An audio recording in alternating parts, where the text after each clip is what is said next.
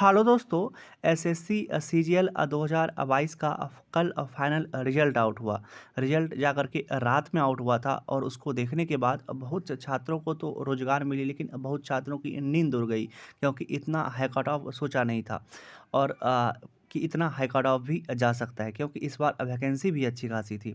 और उसके बाद तो गजब हो गया, मतलब सभी के मन में बहुत सारा डाउट आ रहा होगा कि इतना हाई कट ऑफ कैसे चल गया, अब आगे के लिए प्रिपरेशन करें या नहीं करें, छोड़ दें। हमने तो बहुत सारा मेहनत किया हुआ था, अब क्या होगा, क्योंकि इतना नंबर ऑफ वैकेंसी में भी अगर मेरा सिलेक्शन नहीं हुआ तो अब आगे क्या होने वाला है, क्योंकि वैकेंसी तो जल्दी इतनी अच्छी खासी आती नहीं है। तो उन सभी के लिए सिर्फ हम एक ही बात कहना चाहेंगे कि a single seat of paper can't decide my future. मतलब सिर्फ एक रिजल्ट का टुकड़ा, एक सर्टिफिकेट आपके फ्यूचर को डिसाइड नहीं कर सकती है। अगर एक एग्ज़ाम ख़राब हो गया, ए एक एग्ज़ाम ख़राब हो गया, एक रिज़ल्ट ख़राब हो गया, तो वो आपके फ्यूचर को डिसाइड नहीं कर सकता है। सिर्फ़ आप ही सोचिए, क्या एसएससी वाले ही लाइफ़ जी रहे हैं? क्या जो गवर्नमेंट एग्ज़ाम आपका गवर्नमेंट सर्वेंट हैं, वो ही लाइफ़ जी रहे हैं और कोई लाइफ़ नहीं जीता है। सभी अपने लाइफ़ में अच्छा कर रहे हैं, अगर नहीं हुआ तो नहीं हुआ। अगर मेरा एक एग्ज़ाम ख़राब हुआ, तो ख़राब हुआ, हम आगे के लिए प्रिपेयर करेंगे। लेकिन ऐसा नहीं है कि लाइफ यहीं पे ख़त्म हो जाता है। अगर एक रिज़ल्ट में आप स्कोर कंपटीशन को क्रैक नहीं कर पाए, तो आपका लाइफ वेस्ट हो गया, आपका मेहनत वेस्ट हो गया। आप जो यहाँ तक सब कुछ पढ़ कर के आए थे, वो सब कुछ भूल गए, सब कुछ ख़त्म हो गया, सब कुछ आपको फिर से शुरू से स्टार्ट करना पड़ेगा। ऐसा कुछ भी नहीं हुआ है। सिर्फ़ हुआ क्या था कि आप मेहनत किए, लेकिन आपको इस एग्ज़ाम का फल नहीं मिला, सिर्फ़ इतना ही है। बाकी आपका कुछ भी ख़राब नहीं हुआ है, आप जहाँ स्टैंड कर रहे थे, वहीं पर है। अब बात करते हैं, और अगर आपके मन में कुछ भी डाउट आता है कि हम आगे के लिए क्या करें, नहीं करें, मतलब मेरा लाइफ वेस्ट हो गया, कुछ कुछ भी वेस्ट नहीं हुआ है अभी आपका। आप आगे के लिए प्रिपेयर अगर करना चाहें तो कर सकते हैं। अब बात करते हैं उन लोगों का जो बहुत दिन से लगे हुए थे, और अलग-अलग फैमिली में ना अलग-अलग सभी का कंडीशन रहता है, क्योंकि ये एक जनरल कॉम्पिटिशन है। इसमें टाइम तो लगता है, एग्ज़ाम को क्रैक करने में टाइम तो लगता है, लेकिन बात आता है कि सबका सिचुएशन घर का अलग-अलग होता है। किसी को शादी का टेंशन रहता है, किसी को एज जा रहा है उसका टेंशन रहता है, किसी को अपने-अपने फैमिली में सभी को टेंशन रहता है। उसमें बहुत सारे गर्ल्स होंगे जो इतना टाइम तक वेट नहीं कर सकते हैं। तो वो लोग क्या करें? प्रिपरेशन को करते रहें या छोड़ दें? देखिए, एसएससी सीजीएल 2022 आपने एग्ज़ाम दिया हुआ है। आप अपने ही आप से पूछिए, सिर्फ़ एक क्वेश्चन अपने आप से पूछिए कि आपने वो सभी कुछ किया हुआ था, आपने अपने तरीके अपने तरफ से बेस्ट दिया हुआ था? अगर जवाब आता है हाँ, कि हाँ, हम अपने तरफ से बेस्ट दिए हुए थे, तब पर भी मेरा सिलेक्शन नहीं हुआ, या हम कुछ कमी किए हुए थे, हमको ऐसा भी नहीं लग रहा था कि मेरा प्री निकल जाएगा, तब मेरा प्री निकला और तब हम मेंस के लिए प्रिपेयर करने लगे। तो अगर ये सब चीज़ आप किए होंगे और एसएससी सीजीएल 2022 दिए होंगे, तो ये आप कोशिश नहीं किए हुए थे एसएससी सीजीएल 2022 के लिए, आपका सिलेक्शन हो गया तब आप कोशिश करने लगे।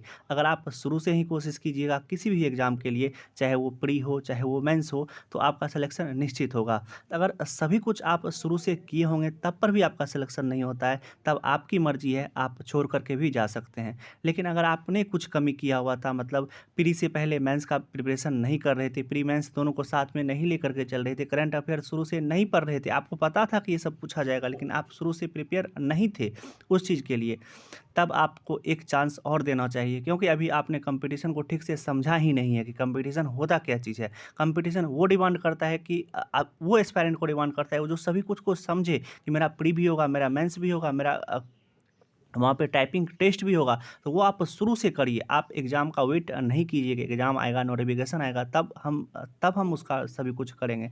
आप शुरू से सभी कुछ करिए, आपका सिलेक्शन ज़रूर होगा, ज़रूर होगा।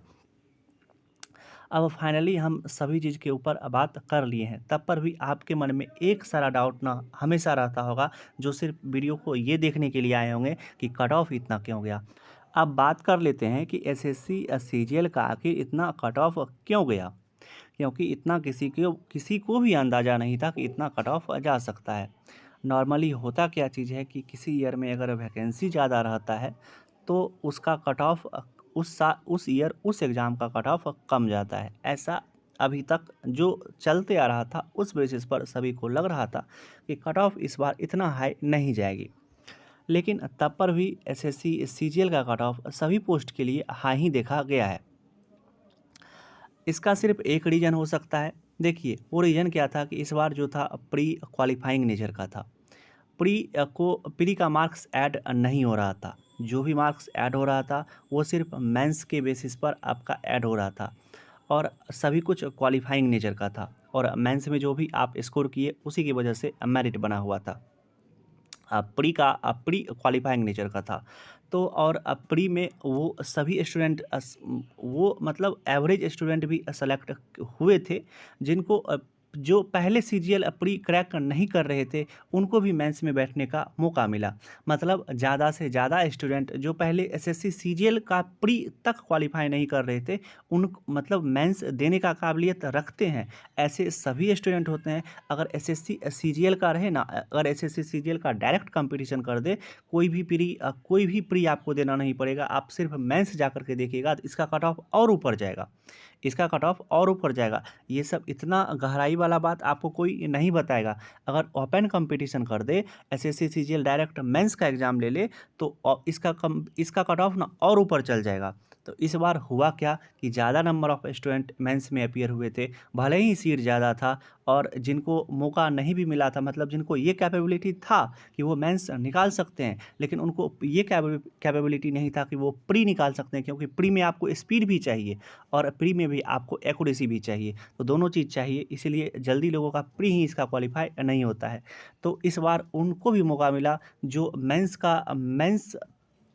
का कैपेबिलिटी रखते हैं लेकिन प्री क्वालिफाई नहीं होता था, तो इस बार उनको भी मौका मिला। तो इसीलिए ये सब रीज़न के चलते हुआ क्या कि कट ऑफ हाई गया, क्योंकि मेंस में ज़्यादा लोग अपीयर हुए थे और प्री से मेंस में ज़्यादा लोगों का सिलेक्शन हुआ था, मेंस ज़्यादा लोग देने गए, सभी को मौका मिला हुआ था। तो एक रीज़न ये हो सकता है, भले ही इस पर नहीं जाइए कि इस बार वैकेंसी ज़्यादा था।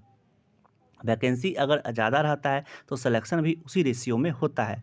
तो वो प्री तक ही बात रहता है कि वैकेंसी कम है या ज़्यादा है। इतना ये सब आपको कोई नहीं बताता है। ये सिर्फ़ आपको बताएगा क्या कि जो वैकेंसी ज़्यादा है तो कट ऑफ कम जाएगा। तो वो आप लोगों का नतीजा आप लोगों को सामने है। आप लोग देख सकते हैं कि कट ऑफ क्या रहा और कैसी मेहनत डिमांड करती है अब कोई भी कॉम्पिटिशन। तो ये रहा आज का वीडियो। आपको कैसा लगा वीडियो, ये आप हमको कमेंट करके बता सकते हैं। और अगर कोई भी डाउट रहे एसएससी के रिगार्डिंग कि आगे के लिए क्या करना चाहिए क्या नहीं करना चाहिए, तो आप हमको कमेंट करके पूछ सकते हैं, हम आपको कमेंट में रिप्लाई करेंगे। और कुछ भी होगा तो कभी भी अपने प्रिपरेशन को ये नहीं रखिए कि हम छोड़ देंगे। अगर आपने सभी कुछ कोशिश किया हुआ था कि सभी कुछ अपने तरफ से 100% दिए हुए थे, तब पर भी आपका सिलेक्शन नहीं हुआ, तभी आप प्लान बी सोचिए। अदरवाइज़ जिस पर आप हैं, जिस पर आप इतना टाइम दे चुके हैं, उसी पर कंसिस्टेंट रहिए, आपका सिलेक्शन हो जाएगा। एक ना एक दिन सिलेक्शन तो होना ही है। कहाँ तक जाएगा ये सिलेक्शन? जहाँ तक जाएगा हम उसके पीछे-पीछे जाएँगे और उसको लेकर रहेंगे।